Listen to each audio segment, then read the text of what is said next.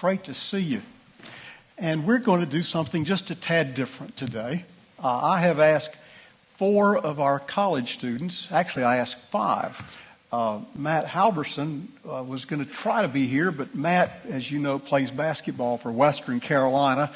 And I don't know if you know much about NCAA basketball rules, practice rules or not, but you can only practice 20 hours a week during school, but during holidays you can practice 24 hours a day. So we're going to pray for Matt today as he's over there at Western Carolina running wind sprints and doing all the things collegiate basketball players do, and we'll get him back here another time. But I have asked 4 of our students, and if you all come on down, we're going to have a couple of seats here on either side, and we're just going to talk about some things that they have learned in their experiences already. And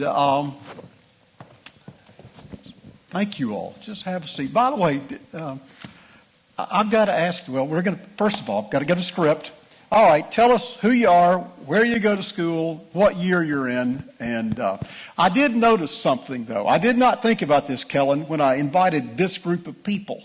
But you and I can feel pretty good because we are tied up here, you a UT guy, we're tied for the best football record of this crowd.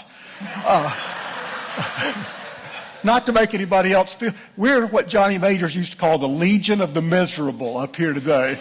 So we're going to all hope that this is going to bring better luck to the Air Force Academy in Arkansas and Tennessee. But we're going to start ladies first. Tell us who you are, where you go to school, what you're studying, what year you're in. That'd be good. I'm Carly McGuire. I go to the University of Arkansas. I'm a freshman, and I'm studying architecture with a minor in interior design and Spanish, hopefully. Okay. I'm Kellen. I go to Tennessee, and I'm a sophomore majoring in biomedical engineering. I'm Caleb Davis from United States Air Force Academy, freshman, and I'm studying aerospace engineering. I'm Christian Davis. I go to the United States Air Force Academy as well. I'm a senior, or what they call a first E there. I study English and Fine Arts with a minor in philosophy. Now, you got to tell us, you told me, can you see the insignia he has here? It has a couple of cards, and I asked him if he won a poker game, but that's not what, tell him what that's for, Christian. This is the patch for my cadet squadron. We're Cadet Squadron 21, and we're the Blackjacks, and so I have a jack and an ace here for Squad 21. Just in case you saw that, he's not promoting Las Vegas, all right? Even though he'll be going there in March with the Air Force Academy basketball team to the Mountain West basketball tournament, where he will, unless you win the NCAA, go to the NCAA, you'll finish up as the Air Force Falcon. That's what he's been doing. So let's just start. Carly, we'll start ladies first, all right? What would you tell this group who loves you, what your first experience of college has been like? So college wasn't really what I expected. It's been harder for me because I live 14 hours away now. And moving here as a freshman in high school, I really relied on my family. I was extremely close with them, especially my sister. And so not being around them except once or twice a semester so far has been harder than I thought it would be. I realized that I rely on them more than I thought I did. But it's also been really great to kind of, I've always considered myself a pretty independent person, and so it's been really cool to be able to really, finally get to be independent and take care of myself. So I've really enjoyed that. Yeah. Go ahead, Mr. Kellen. First of all, college is a whole lot more work and a whole lot less fun than I thought it'd be. But this past summer, I was a counselor with Camp in the Community, and that's a camp where we take the camp to impoverished areas to put on the camp for kids, and that was just a really big experience for me. Guys? I remember every time I come back, people always ask me, is it what you expected?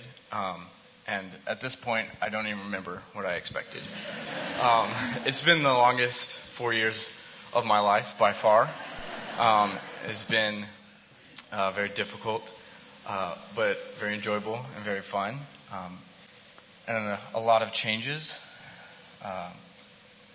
the military as a giant organization is one that's always growing and changing and getting better.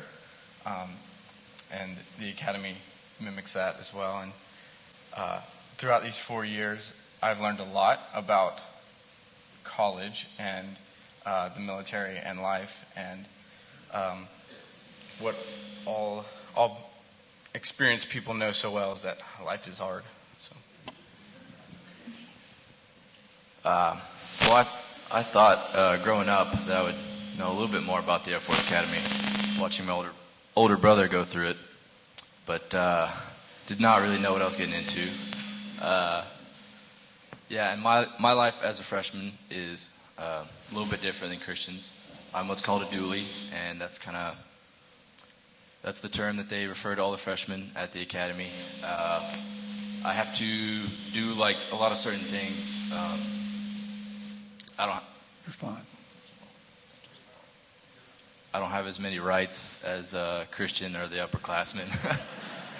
Does your brother ever use sibling rivalry as a motivational force? He hasn't yet, but he will get the chance. So in March we have recognition, and that's where I graduate from a dually to all the other cadets. And so that is when he will get his chance to do whatever punishment he decides. So other than that, Caleb, what challenges do you face at the academy? We'll just go around this way this time. Just the challenges you're facing every day. Well, something I never expected to see as a challenge is like going in the hallways in my squad.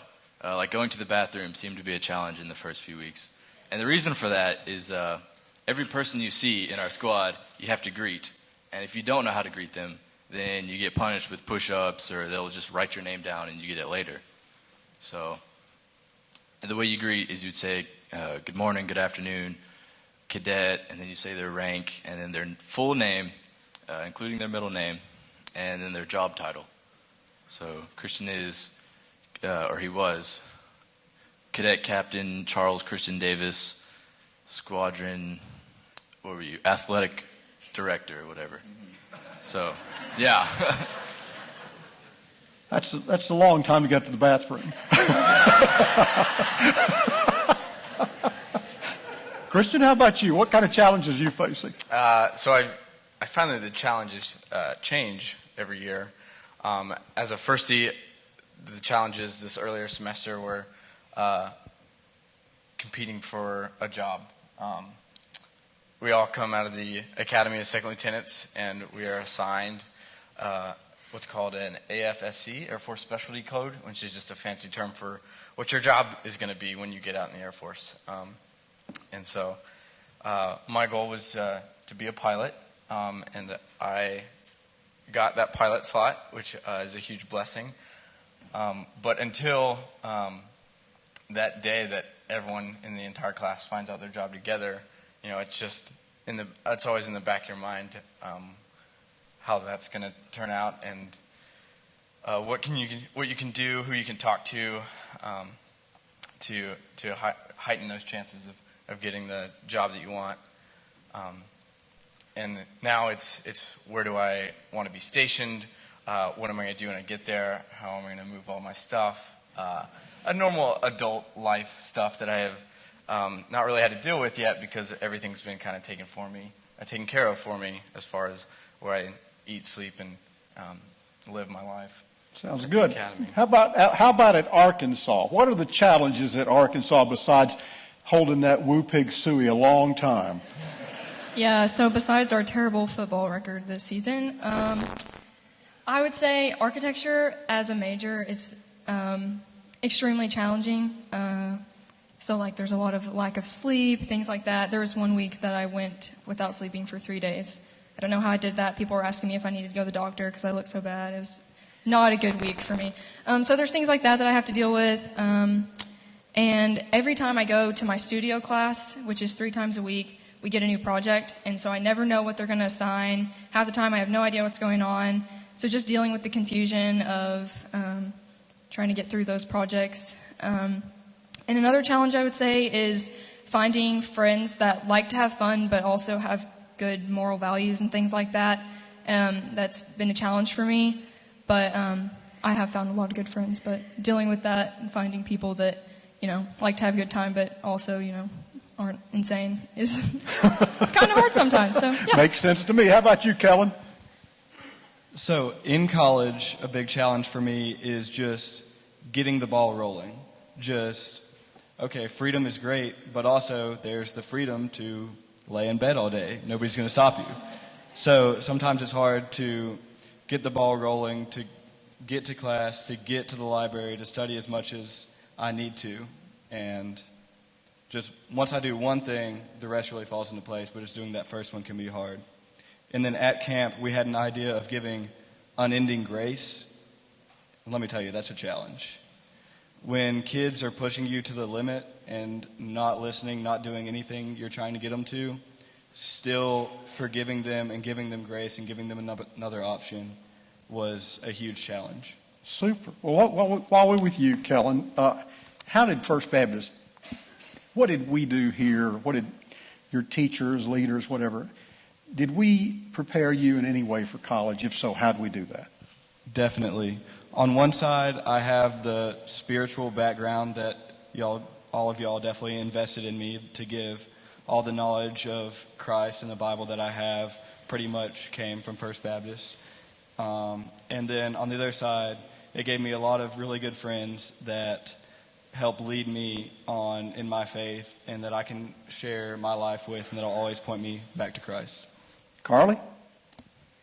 So there's probably two things that this church did for me. The first would be I really found a passion for doing mission work because I got to go on lots of mission trips during my time here.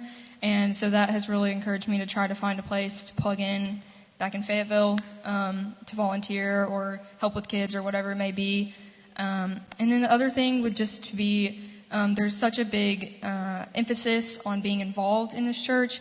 And so that has really made me want to keep that going in college. There's no reason to stop just because you go to school. So Super. Christian? One of the biggest things I learned that I carried into the academy was the importance of community. You are a summation of your closest friends and the people you associate yourself with. And so I found out very quickly that the academy is not something you can do alone. And so it was important to find amazing people, Christ-centered people to surround yourself with that can help you build yourself and you help them. We call each other blood-stained allies. Blood-stained allies. Blood-stained allies. Okay. People that have been through the same stuff or are going through the same stuff, and they have similar experiences, and that they understand. And we have a men's group that Caleb and I belong to. That is, we're very open, and we deal with the hard-hitting stuff, the troubles of being a male cadet at the academy, of being at the academy, just being a guy. And that has been one of the most quintessential experiences at the academy, that I have this group of men that I can go to that are going through the same stuff and have gone through the same stuff. And they have other communities that we've all kind of interconnected. And so I learned that here, that you need to be with people. People are what make things great, and people are also what can make things not so great. And so being able to find a group of people that were so amazing was just, it made the academy possible. Caleb? I'd say one of the things that First Baptist has taught me is it's given me a curiosity, a hunger to learn more about God. I'm sure Mark and Danny could tell you if you asked them. I ask a lot of questions in Sunday school, and just like on Wednesday nights, I would always be going up to Mark and asking him just hundreds of questions. I'm sure it annoyed him quite a lot. But that curiosity is part of what really keeps me going at the academy. It's what I love about God Chasers, is there's people who have that same curiosity, who want to dig deeper into the Bible and learn more about God. Now, you God Chasers? God Chasers, yes. Tell us what that is. Well, it's an all-guys group, and we meet on Wednesday nights. We have worship all together, and we do a short devotion there. And then we split into different Bible study groups, which Christian is a leader of one of them. And then we each dig into a certain part of the Bible and really get in depth on that part of the Bible. Hold that microphone just a minute. I want to ask, how many of you have been to the Air Force Academy and seen that spectacular chapel? How many of you all have done that? Let's see. Goodness gracious. What's it like to go to worship there? Well, I haven't been there in a while. This is the question they didn't know in advance. Well, my older brother has a car, and so I like to take that opportunity as much as I can and go with him to his church. But it is very That's a good spectacular. comeback. That's a good catch. But do you have corporate events in that chapel? Yes. What's it like to be in there? It's very beautiful and very easy to get distracted. Yeah. Looking at like the glass windows, and it's one of the most spectacular architectural buildings in America. So tell us, Caleb, what spiritual lessons have you learned while you've been in the time you've been in college, and what kind of spiritual support have you received while you're there? One of the lessons I think I've learned is you have to lead by example. There's a lot of people at the academy who don't believe in Christianity. They're not open to talk about their faith at all. And so you can't just go up and start like telling them about your faith. You have to show it through your works, and you have to be that person. You have to be Christ to them. And so you have to show them who you are, show them who God is through the way that you act. Right. How about you, Christian? I've learned a lot at the academy. It's hard not to. One of the most important things that I learned, I attribute to two different quotes that I heard from two different amazing people in my life that I consider mentors. One of them was Jesus Christ himself needed alone time with the Lord, so do you. And then the second one was, this is the main part of Christianity, and everything else is supplemental. Church is supplemental, Bible studies are supplemental, small groups are supplemental. The core of it is your alone time in the Word, reading, praying, communicating with God. And that really spoke to me. And then through that, I found that the Lord's love language is obedience. And so when reading, you see God's commandments, and you see how people live out His commandments through their lives, and it just draws a calling on your life to do the same. The academy is such an interesting and complex mission field because of the government bureaucracy and political correctness. But it's amazing how people need prayer and just experience. And so what one of me and my bloodstained allies do is we pick a random night at a random time when none of the permanent party members are there, none of the officers are there, when cadets are just kind of roaming around in their pajamas, and we go up to them, we talk to them for a little bit, and then we ask if we can pray for them, if there's anything that they need prayer for. And they all need some sort of prayer. Some of them are a little less forward in saying what they need. But it's an amazing opportunity, and it's an amazing foot in the door. And we invite them to join us at God Chasers.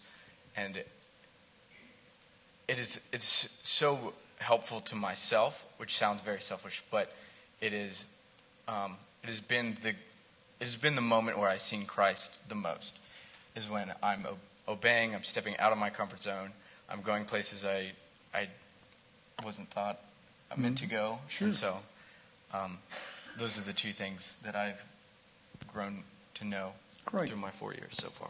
Carly, tell us about spiritual lessons you've learned so far and spiritual support you have at the University of Arkansas.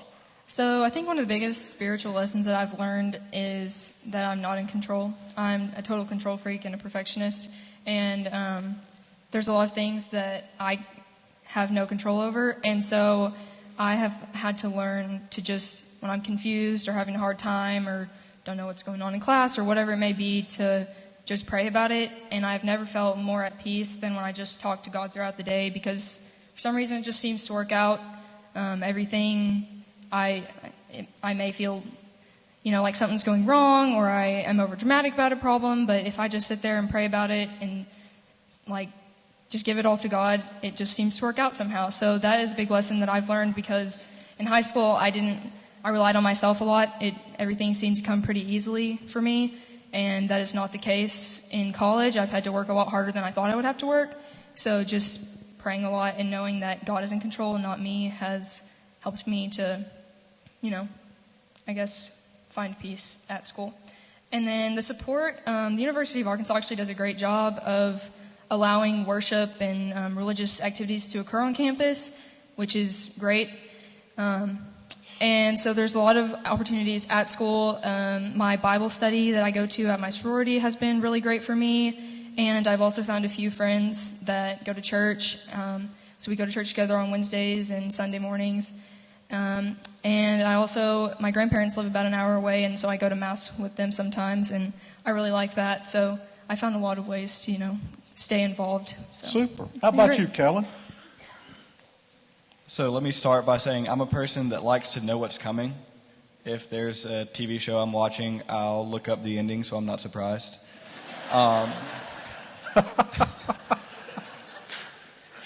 But when I started working at camp, I got off a plane for my study abroad at a Saturday night at 10:30, and I started working at camp Sunday afternoon at 2. Oh, my goodness. So I didn't have any training. I really didn't know what to expect. But the day before we started, one of the leadership thing, basically our team captain for the week, said, hey, it's okay if you don't know what you're doing, just as long as you do something. And I think that's something that's really been important to me spiritually, that I haven't been to seminary. I don't know everything. I'm not ordained. You don't know everything after you've been to seminary. Trust me. But just that it's okay that I don't know everything there is to know about God. That doesn't mean I can't share Him. And that was really powerful for me, and it still is, that it's okay that I don't know everything. I can still share what I do know about God and leave the rest up to Him about what people take from what I tell them. Super. Tell us, while you've got the mic, we'll just go back around this way. How do you see your future unfolding, and how can these people who love you pray for you? Short answer is I have no idea.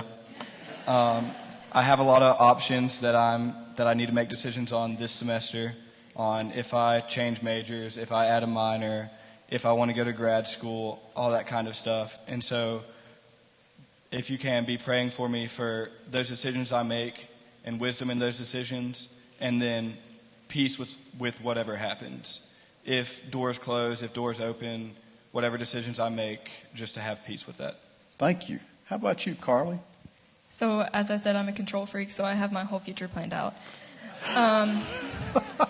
So hopefully after college, I will be living in maybe Chicago or Dallas. Those are my main cities I'm thinking about right now. And I would love to be an architect or interior designer. I'd love to raise a family and bring them up in a church similar to this one. And I also have a huge passion for travel, so I would love to do nonprofit charity work through architecture in other countries, doing orphanages or shelters or things like that. So that's what I have planned. We'll see if it works out. Outstanding. Yes, sir. Well, my future is pretty planned out for me. The government tends to do that for us, doesn't it? Yeah. So the beginning of my junior year, I went to this dinner where if I showed up, I committed the next 12 years of my life to the Air Force. And if I didn't show up, that was the last chance to get out. So I showed up. It was a great meal. And what'd they feed you to get you to do that? I don't remember. Someone spoke. They said something. I was sweating. But yeah, I mean, it's been a ride so far, and I've got 10 years, or 10 and a half years left. But the future is bright, planned out, but still, I think a lot is up in the air. I know where I'm going, where I'll be, and what I'll be doing. But as far as who I'll meet and who's going to impact my life and whose life I am going to impact is still a mystery. And I look forward to arriving at that. Outstanding. Super. As far as career, I will probably either be like my brother and be a pilot, or I'll be an engineer in the Air Force. So not a whole lot of options, but very planned out. But career doesn't really matter too much to me. I really just want to stay a good person, and yeah. Outstanding. Let's thank them for being here today.